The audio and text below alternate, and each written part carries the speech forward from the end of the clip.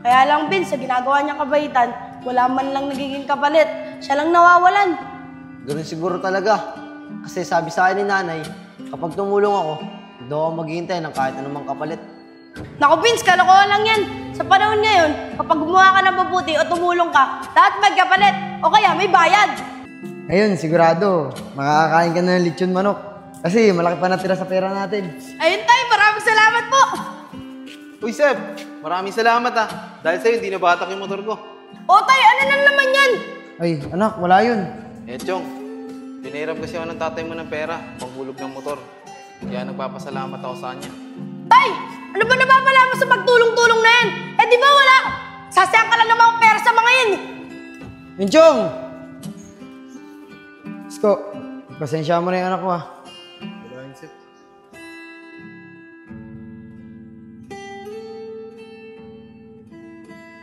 Ang maalis naman nalaglagan pa ng pera Kailangan ko pa naman ng pera ngayon. Interview ko pa naman sa trabaho. Saan ko kaya nalaglag yun? Maalas talaga.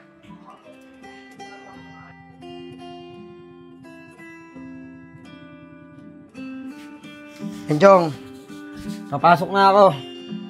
Siya nga pala, hindi ko nagustuhan yung ginawa mo sa akin kagabi. Pinahiya mo ako kay parang Isko. Hindi mo dapat ginagawa yung ganun. Eh tay, napakabait mo kasi sa kanila eh. Tapos tulong ka ng tulong. Wala ka naman napapala sa kanila. Minchong, lagi ko naman tinuturo sa'yo, di ba? Na maging mabuti ka sa ibang tao. At matuto ka makisama. Di bali na nga. Balang araw, malalaman at maiintindihan mo rin yung mga sinasabi ko sa'yo. Sige na, papasok na ako. Siya nga pala, may pagkain ka na dyan. Kumain ka na lang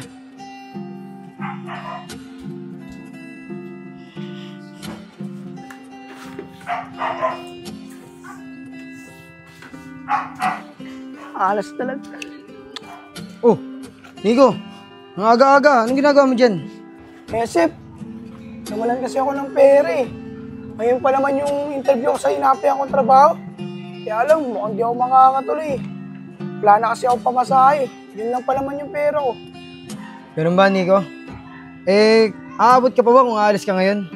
Oo, sana Kaya lang, di naman ako makakaalis Kasi wala naman ako pamasahe. Eto, Nico.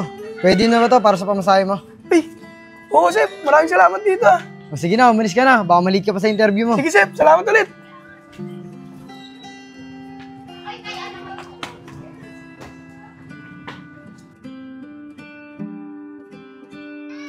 Chong, okay na ba kayo ng tatay mo? Nakapag-usap na ba kayo? Hindi pa nga, Vince Kasi kagabi nalaman ko na tumulong siya kay Kuya Isko. Di ko nga alam kay tatay kung uto-uto yun Kasi lagi na lang siya tumutulong sa mga kumpare niya Lagi na lang siya nauuto. Chong, wag mo naman sabihin yung tatay mo na uto-uto. Sadyang mabait lang talaga yung tatay mo. Kaya lagi siyang tumutulong. Dapat nga proud ka dun Kasi hindi masama ang tatay mo. Vince, lagi ka na lang ganyan. Lagi mo yung kinakampihan si tatay. Di mo naman ako maintindihan, Vince Uy, Chong. Tatay mo, andyan na ba? Di ko alam Kuya Nico Di pa ako umuwi sa bahay. Bakit po? Ganun ba, Chong? Pakisabi na lang sa tatay mo, maraming salamat Dahil sa kanya, nagkaroon ako ng trabaho. Pasabi na lang, maraming salamat. Sige, Kuya Nico. Paano, Chong? Dito na ako Tignan mo yung Vince. Malamang tinulungan na naman ng tatay na walang kapalit. Kaya mo na, Chong. Kala mo tatakbong mayor kung makatulong Padaan nga ako, Vince. Uwi na ako.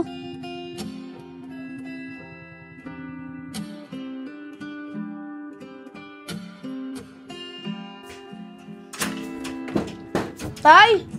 Tay! Mukhang wala pa si tatay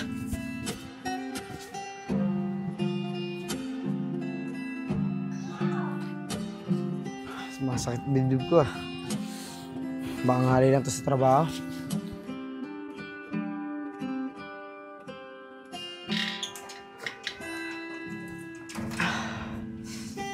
O, Inchong, nakapagluto ka na ba? Hindi pa, tay. Paano po? Oh, bakit parang nilukot yung mukha mo? Ba't nakasimangot ka na naman? Tay, nagpapasalamat daw si Kuya Nico. Dahil daw dun sa tulong mo, nagkatrabaho siya. Tumulong ka na naman nang walang kapalit. Na naman tayo, anak Ilang ulit ko ba sasabihin sa'yo na ang pagtulong walang hinihintay na anumang kapalit? Ang sabihin mo, utu-utu ka! Nagpapauto ka sa mga kumpare mo, sa kaibigan mo! Enchong! Tay, ano nangyari sa inyo? Tay, ano nangyari sa inyo? Tay, gumising ka! Tulong! Tulong! Tulungan niyo kami ng tatay ko! Tay, gumising ka! Tulong! Tulungan niyo yung tatay ko! Tulong! Tay, gising!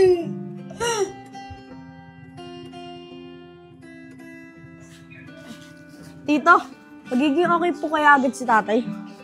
Hindi ko pa alam, Chong eh. Hanggang ngayon kasi, wala pa rin malay yung tatay mo. Pero huwag kang mag-alala, Chong. Magiging okay din ang tatay mo. Sa ngayon, Chong, siguro, ako na muna magbabantay sa tatay mo.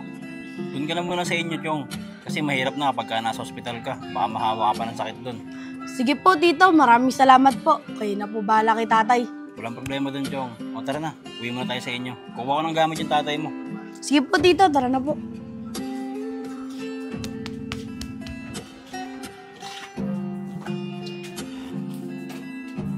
O Chong, ikaw na bahala dito sa bahay niyo ha. Siguro naman, kaya mo na yung sarili mo. Opo, Tito. Kaya ko na po. Siya nga pala, asan ba yung mga gamit ng tatay mo? Nasa taas po, Tito. Kayo na po bahala mamili kung anong kailangan ni tatay. Sige na, kuha na ako. Sige po, Tito.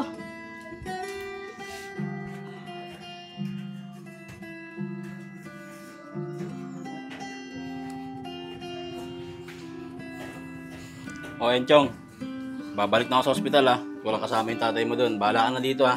Sige po, Tito. Ingat po. Sige.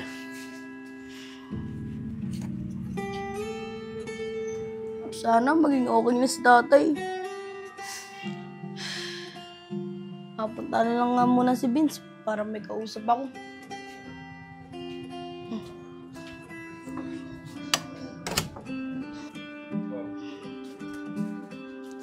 Vince! Vince! Wait lang. Uy, Chong! Ikaw pala yan.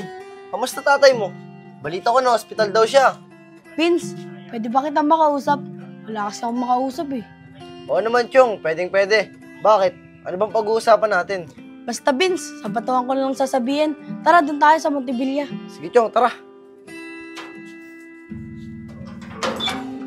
Tara na.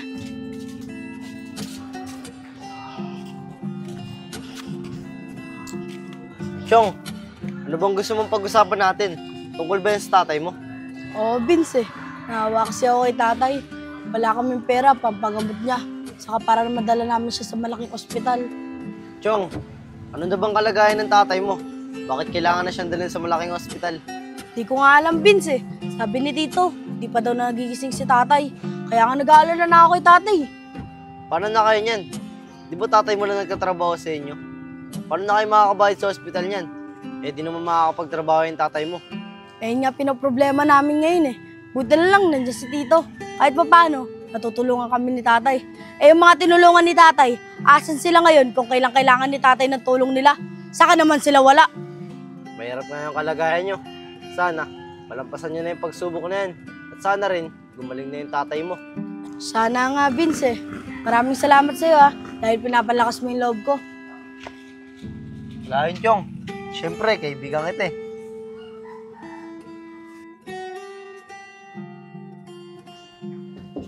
Chong!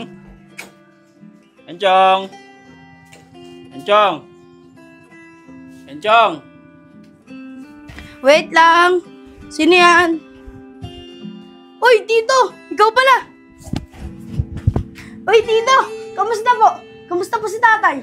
Chong, okay na yung tatay mo. Magaling na siya. Talaga po? Oo, Chong. Kaya lang, ang problema na lang natin, hindi natin siya may lalabas ng ospital hanggat di natin nababayaran lahat ng bill niya. Eh, ganun po ba, Tito? Eh, magkano naman po yung bill ni tatay sa ospital? Malaki lang rin yung bill ng tatay mo sa ospital. Umabot din ng 50 mil. Hindi ko na nga alam kung paano ko mababayaran yun eh. Sa totoo lang, Chong, walang-wala na rin ako. Dahil ilang araw na akong hindi nakapasok sa trabaho dahil sa pagbabantay ko sa tatay mo. Ganun po ba, Tito? Tito, baka magbenta na lang muna po ako ng mga gamit ko. Saka nung cellphone ko, para may pandagdag ako sa bill ni tatay. Maraming salamat, Chong. Huwag kang mag-alala. Maghanap din ako ng mga utangan para mailabas na natin yung tatay mo sa ospital. Sige po, Tito. Maraming salamat po. Sige na, uwi na muna ako. Opo, tito. Ingat Ikaw po. na bahala dito ha. Opo.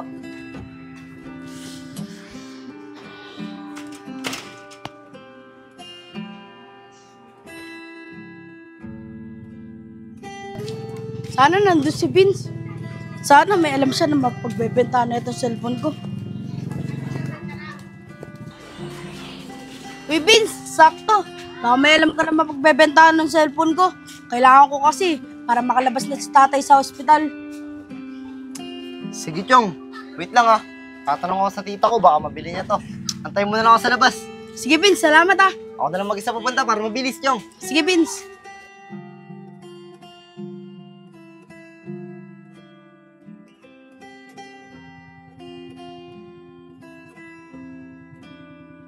Tagal naman ni Vince. Sayang. Di nagustuhan ni tita. Uy, Chong. Uy, Vince, kamusta? Nabenta ba? Hindi nga, Chong Di kasi nagustuhan ni tita. Pasensya na Okay lang yung Vince. Tara, samahan na lang kita. Hanap tayo ng iba pagbebentahan na ito. Sige, Vince, tara. Tara.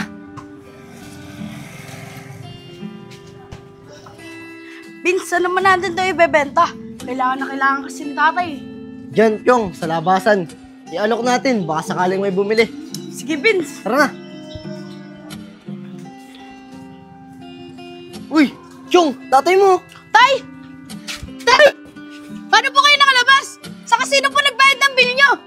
Tito, saan po kayo kumuha ng pambayad ng bill ni tatay? Enchong, hindi sa akin galing yung pinambayad sa bill ng tatay mo. Eh kung hindi sa inyo, kanina po. Doon no, sa kanila.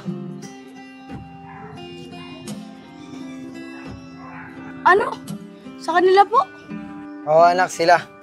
Sila yung nagbayad ng bill ko. Ngayon, naiintindihan mo na ba? Na ang paggawa na mabuti sa kapwa ay walang bayad. Pero may sukli. Opo tay, ngayon po naintindihan ko na po na ang paggawa na mabuti sa kapwa ay may mabuting balik din sa atin. Tama ka dyan, anak.